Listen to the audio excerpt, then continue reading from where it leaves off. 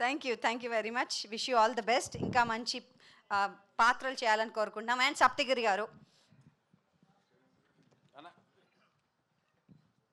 అందరికీ నమస్కారం అండి.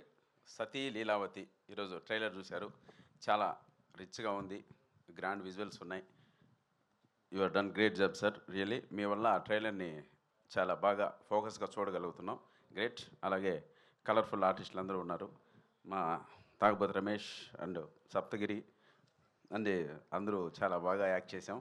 సో చాలా హ్యాపీగా ఉంది ఈ మూవీలో యాక్ట్ చేయడం. సతీ లీలావతి అనేది మనం 90స్లో మన 80స్లో ఉన్నప్పుడు 90స్లో ఉన్నప్పుడు కమల్ హాసన్ గారు చేసినటువంటి ఒక గ్రేట్ కల్ట్ క్లాసిక్ మూవీ అది. ఇప్పటికీ షార్ట్స్లో ఆ మూవీ వస్తున్నప్పుడు, ఆ చిన్న చిన్న బిట్స్ వస్తున్నప్పుడు పడి ఎంజాయ్ చేస్తాం. కమల్ హాసన్ గారు యాక్టింగ్ కావచ్చు, ఆయనకి డబ్బింగ్ చెప్పిన మనో గారు కావచ్చు, అవన్నీ మనకు బాగా మనసులో గుర్తుండిపోయాయి. సో అటువంటి టైటిల్తో ఈ సినిమా మళ్ళీ ఇన్నాళ్ళకు వస్తున్నందుకు ఛాలెంజింగ్గా తీసుకొని చేశారు మా సత్య. సో ఓపెన్గా చెప్పాలంటే థియేటర్ల పరిస్థితి మనందరికీ తెలిసిందే, అంతగా కరెక్ట్గా లేదు. జనాలు థియేటర్స్ రావట్లేదు. ఆర్టిస్టులను చూసి జనాలు థియేటర్కి వచ్చేటువంటి పరిస్థితుల్లో ఈరోజు లేదు. ఒక డైరెక్టర్ ఒక అద్భుతమైనటువంటి స్టోరీ టెల్లింగ్ చెప్పి, ఆ డైరెక్టర్ భలే తీశారా సినిమా, ఎక్స్ట్రాడినరీగా తీశాడు అనే ఈ మౌత్ టాక్ గాన బయటికి వెళ్ళగలిగితే అప్పుడు జనాలు నమ్మి లోపలికి వచ్చే పరిస్థితులు వచ్చాయి. ఈ ఆర్టిస్ట్ ఉన్నాడు, ఆ ఆర్టిస్ట్ ఉన్నాడు, వాళ్ళని చూడడానికి వచ్చే పరిస్థితులు అయితే, అంటే ఒక స్థాయి ఆర్టిస్టుల వరకు అయితే ఓకే, 100% ఆ ఓపెనింగ్స్ గ్రాండ్గా ఉంటాయి. సో ఇటువంటి సినిమాలకన్నిటికీ డైరెక్టర్ పైనే డిపెండ్ అయింది. సో డైరెక్టర్ గారు అద్భుతంగా ఈ స్టోరీ చెప్పారని మేమంతా నమ్ముతున్నాం. సినిమా కూడా చూసుకున్నాం, చాలా బాగా చెప్పారు. సో డైరెక్టర్ నమ్మి మీరందరూ లోపలికి వచ్చి ఒక గొప్ప విజయాన్ని ఇవ్వాలని మనస్ఫూర్తితో కోరుకుంటున్నాను. ఇంకా లావణ్య త్రిపాఠి గారి గురించి చెప్పేది ఏమీ లేదు.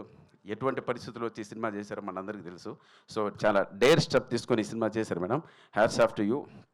అలాగే హీరో గారికి, ఇక్కడ మన తెలుగు చాలా మూవీస్ చేశారు, ఆయన కూడా చాలామందికి పరిచయం ఉన్నారు. సో లావణ్య త్రిపాఠి గారు సింగిల్ హ్యాండెడ్గా సినిమా తీసుకెళ్లారు.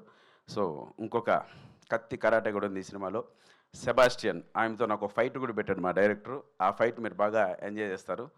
సో ఈ సినిమాని ఇప్పుడున్న పరిస్థితులను దాటి, అంటే ఇది ఓటీటీలో చూద్దాంలే అనుకోకుండా థియేటర్లో చూడొచ్చు అనేంత టాక్ మాకు May 8th వచ్చిందంటే మా నాగమోహన్ గారు గొప్పగా విజయం సాధించినట్లే. చూడండి, ప్రశాంతంగా మెడిటేషన్ చేసి పీస్ ఆఫ్ మైండ్తో ఉన్నారు పక్కన. సో కాబట్టి సో మా సినిమాని ఆదరిస్తారని మీ అందరికీ చేతులు జోడించి వేడుకుంటున్నాను. మీ Saptagiri. Thank you so much. అలాగే మా యాంకర్ గారు ఈ సినిమాని శుభసూచకంగా గణేష్ని స్తోత్రంతో స్టార్ట్ చేశారు మేడం.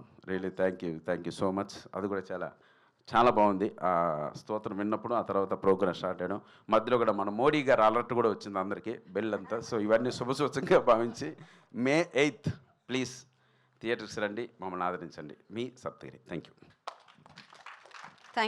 యూ వెరీ మచ్ అండి.